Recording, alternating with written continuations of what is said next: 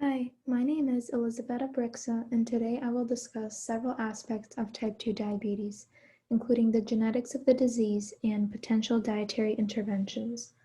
In regards to genetics, I'm focusing on the known susceptibility loci, and in regards to dietary interventions, I researched the benefits of incorporating a Mediterranean diet. I'll start with an overview of type 2 diabetes. In a healthy individual, blood sugar homeostasis is maintained through hormonal control. Insulin is released by pancreatic beta cells in response to an increase in blood sugar. The sugar is then uptaken by the cells, which leads to a decrease in blood sugar.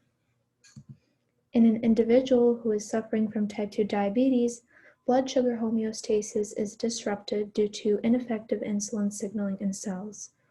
So while the insulin is being released, it's just not effective and sugar is not being taken up by cells.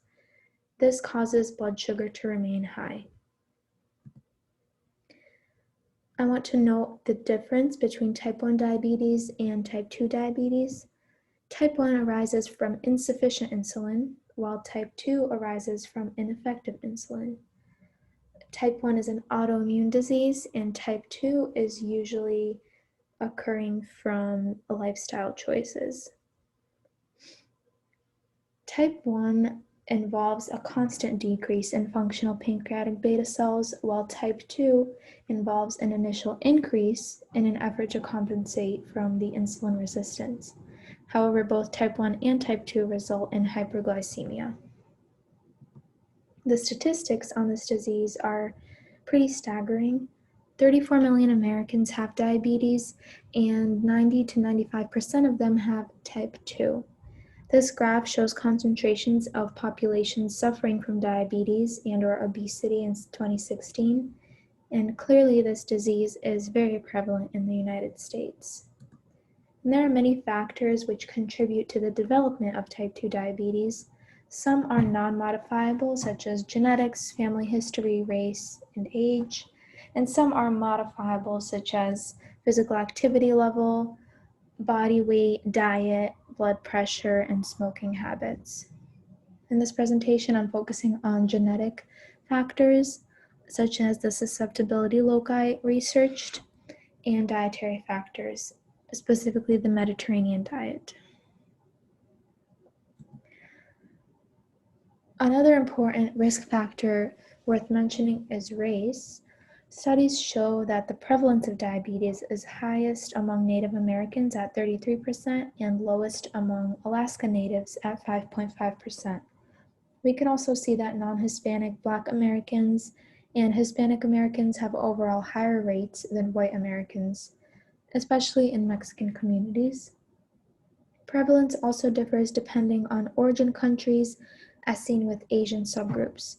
Asian Indians have highest prevalence at 14.2%, and Koreans have lowest prevalence at 4%.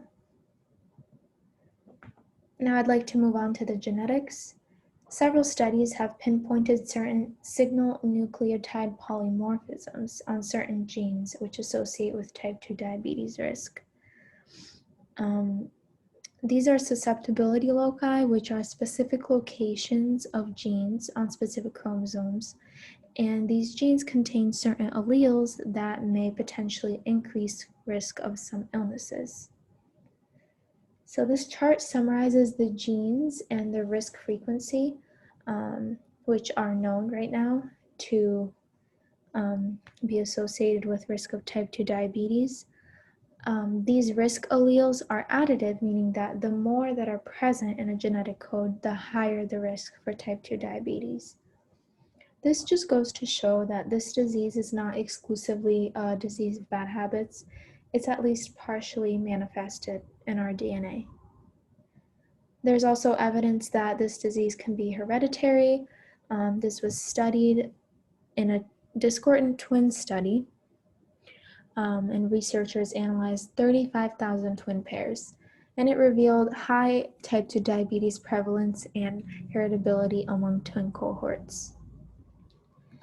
And although there is a genetic and familial aspect to type 2 diabetes, the disease is preventable through a healthy lifestyle. especially through a good diet. The Mediterranean diet is known to provide healthy nutrition. This diet is a collection of eating habits practiced by many people residing near the Mediterranean Sea, such as in Greece, Italy, Spain, France, and so on. This diet contains lots of healthy carbohydrates, fats, and proteins. Vegetables such as tomatoes, kale, and spinach are the staple of almost every meal. Grains are usually whole grains, such as whole oats and brown rice. Dairy is consumed in moderation and is usually low fat. Lots of the protein is obtained through fish, such as mackerel, herring, and salmon.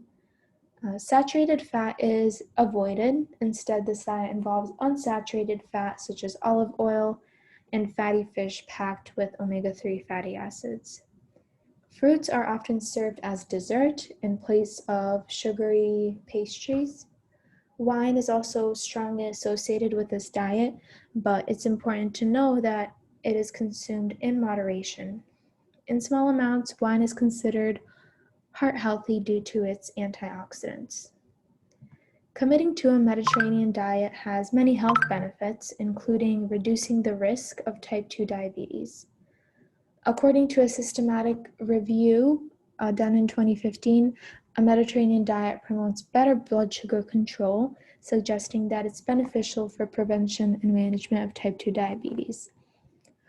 Several meta-analyses showed that a 19 to 23% reduction rate is possible of future diabetes when you commit to a Mediterranean diet. The chart shows that the Mediterranean diet correlates with lower hemoglobin A1C levels, lower cholesterol, and lower body weight.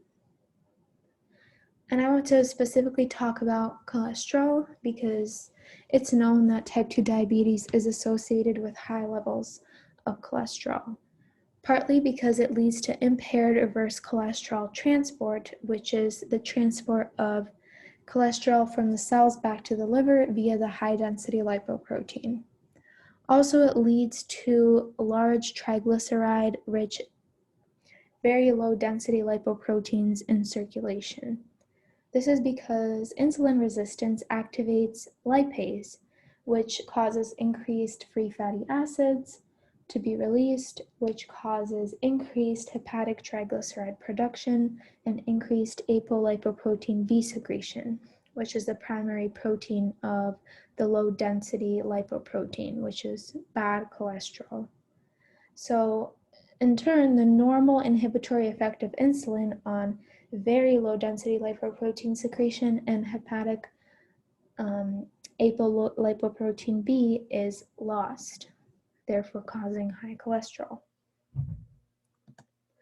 And the Mediterranean diet allows individuals to alleviate the increased cholesterol brought on by type 2 diabetes because it contains many soluble fibers, such as oats, avocados, nuts, seeds, barley, and so on.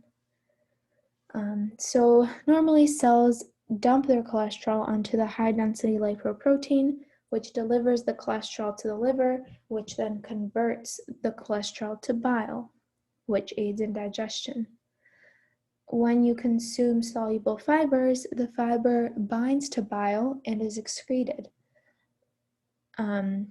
instead of reabsorbed. Therefore, more cholesterol is needed in the liver to make more bile to compensate for the loss that was excreted. This, in turn, leads to decreased cholesterol levels. Overall, this diet is good for preventing future type 2 diabetes and for improving and managing existing type 2 diabetes. It incorporates delicious, quality foods that will keep your body energized, nourished, and healthy. Thank you for watching this video, and all the studies referenced are cited here.